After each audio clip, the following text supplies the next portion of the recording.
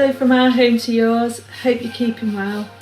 We're sending lots of love to you, and I hope you're really enjoying trying to get out whilst you can on your once a day walk or exercise. We've been going out for a walk most days, and one of the things that's really struck me when I've been on a walk is that nature is just carrying on completely as normal. The trees are going into blossom, their roots are going down into the soil, they're taking nourishment up, and they are growing as normal. They are completely unconcerned with everything that's going on in the world.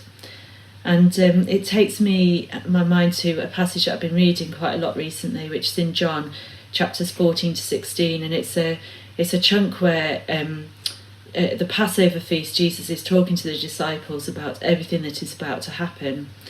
And he starts off by saying to them in verse 1 of chapter 14, "Do not be afraid and do not let your hearts be troubled."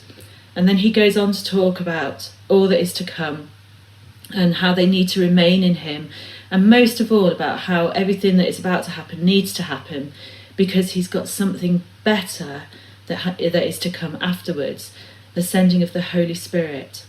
And he talks about the Holy Spirit in all his nurturing qualities. So depending on your translation, he might be called the advocate or the counsellor, the comforter, or even friend.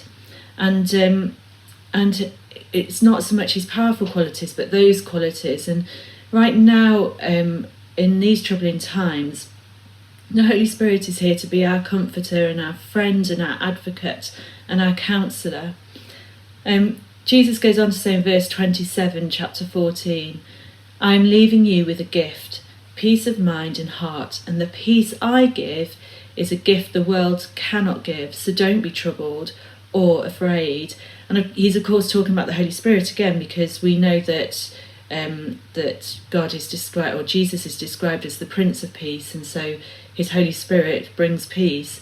And it's not peace like a little bit of peace and quiet, trying to find a quiet room in amongst a very busy house at the moment. It's not even like trying to keep everything in control and looking like a graceful swan but busily paddling under the water. It's a real deep down peace that just knowing that everything that you can't control and all of your worries are just held in the Father's hands. And I love that thought.